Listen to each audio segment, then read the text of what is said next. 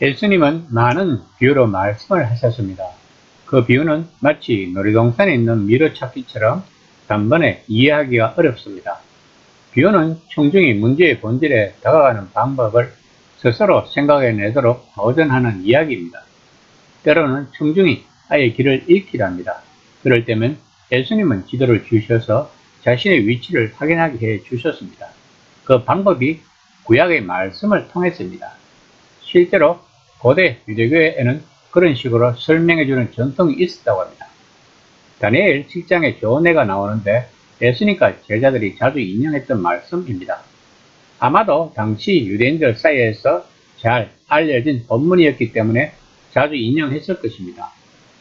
다니엘 7장은 바다에서 개성한 생물이 나오는 환상으로 시작되는데 이 생물이 정죄를 받고 나면 인자와 같으니, 다시 말해서 인간을 모습을 하는 어떤 존재가 그 정당성을 입증하는 하늘의 법정 장면으로 이어집니다. 그리고 본문을 설명합니다. 네 마리의 짐승은 네 개의 왕국을 상징하고 인간 모습을 한 존재는 하나님의 백성을 상징한다는 것입니다. 그 당시 사람들은 구약 성경을 잘 알았기 때문에 이런 식의 비유에 익숙했을 것입니다. 오늘 본문에 나오는 씨 뿌리는 자의 비유와 이어서 주어지는 설명도 그와 같은 연장선으로 보면 이해하기가 좋을 것입니다. 우선 제자들에게 씨 뿌리는 비유를 설명하기 전에 제자들의 현재 머무르고 있는 위치를 알아야 할 것입니다. 제자들도 당시 많은 유대인처럼 마침내 하나님이 그분의 나라가 임하게 하실 때는 영광의 불길이 일어나면서 단번에 다 이루어질 것이라고 생각했습니다. 그 불길은 이스라엘을 한바탕 휩쓸고 지나갈 것입니다. 가는 곳마다 자유와 정의와 평화를 가져오면서 온 세상이 하나님의 의로운 통치 안에 들어올 때까지 계속 타오를 것이다. 제자들은 이렇게 생각하고 있었을 것입니다. 그래서 예수님이 비유를 통해서 말씀하시는 하나님의 나라가 은밀하게 임할 수 있다는 암시는 정말로 이상하게 들릴 수밖에 없었을 것입니다. 하나님 나라가 그 당시 사람들이 생각하는 것처럼 특정한 날에 단번에 이루어진다면 인류 전체가 정죄를 받을 수밖에 없을 것입니다. 그러므로 하나님은 사람들에게 회개할 시간을 주기 위해서 하나님은 최종적 행동을 미룰 수밖에 없다는 믿음이 유대교의 사상에 녹아 있음을 발견할 수 있습니다. 그렇기 때문에 말씀은 예수님의 사역과 초대교회에서 그토록 중요한 주제였던 것입니다. 예수님은 하나님의 말씀을 전하셨습니다. 그것은 하나님 나라를 선포하시는 말씀이었습니다. 이사야가 보았던 것처럼 전파된 말씀은 사람들의 마음과 삶 속으로 들어가 일을 합니다. 어떤 말씀은 사람을 내면에서부터 변화시킵니다.